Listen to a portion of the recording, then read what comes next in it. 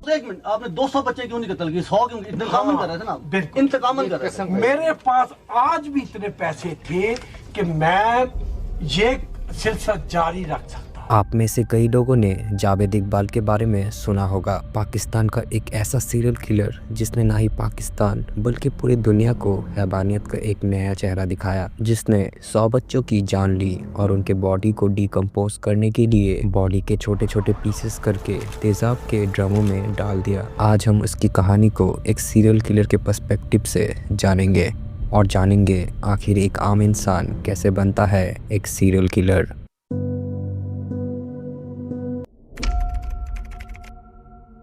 जावेद इकबाल का जन्म काफ़ी अमीर घर में हुआ था और वो अपने भाई बहनों में छठा था। जावेद बचपन से ही काफ़ी चालाक और ज़िद्दी किस्म का था। ना ही किसी की बात सुनना, अपने मन में जो भी आता वो वही करता था। और इस बात को लेकर उसके परिवार वाले उसका कंपैरिजन उसके दूसरे भाई बहनों से करते थे।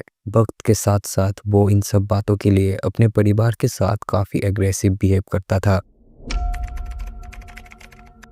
जावेद इस्लामिया कॉलेज से पास आउट होने के बाद अपने पिता के मदद से अपना एक आयरन फैक्ट्री खोलता है, जिसमें वो ज़्यादातर छोटे बच्चों को काम पर रखता था क्योंकि बच्चों को तनख्वाह कम देना पड़ता था। बट उसके फैक्ट्री में बच्चों को काम पर रखने का एक और वजह था।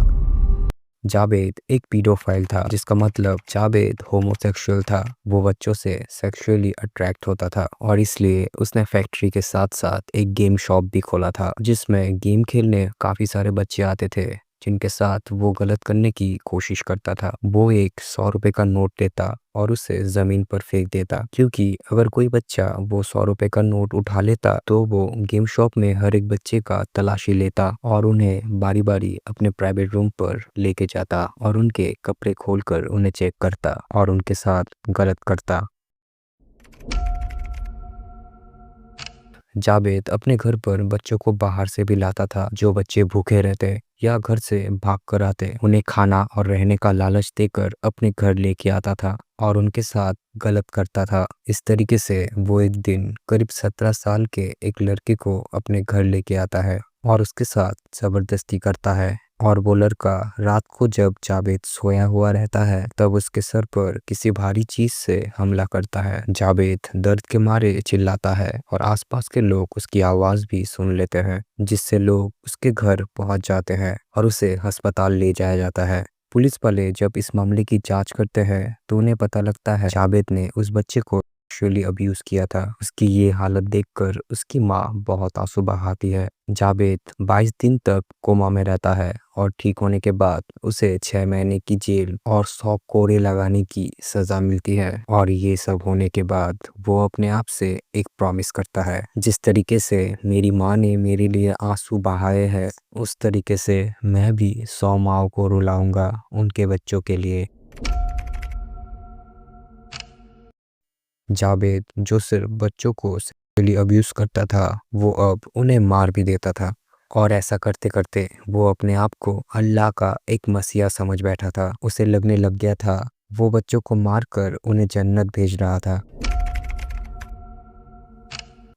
जावेद बच्चों को मारने से पहले उनका फोटो खींच लेता था और उन फोटोज पर नंबरिंग करके रखता था, क्योंकि वो हर एक बच्चे का रिकॉर्ड रखना चाहता था। जावेद बच्चों को अपने घर पर लालच देकर बुलाता था और उन बच्चों का रेप करता था और उन्हें लोहे के चेन से गला दबाकर मार देता था और बॉडी को डिकम्पोज करने के लिए उन्हें छोटे छोटे पीसेस में काट कर तेजाब के ड्रमों में डाल देता था। उसने अपने आप से जो प्रॉमिस किया था वो 1999 में पूरा करता है और वो पुलिस वालों को एक लेटर भेजता है जिसमें वो अपना हर एक जुर्म कबूल करता है। उसने किन किन बच्चों को मारा, कैसे कैसे मारा और क्यों मारा, उस लेटर में हर एक बात डिटेल में लिखा गया था। पुलिस वाले जब जावेद के घर की तलाशी लेते हैं तो उन्हें लेटर में जो कुछ लिखा गया था वो सारी चीज़ें मिलती है। उसके घर पे बच्चों के 50 से ज़्यादा जोड़े चप्पल मिलते हैं और कई तेजाब से भरे हुए ड्रम मिलते हैं जिसमें इंसानों के बॉडी पार्ट्स भी मिलते हैं।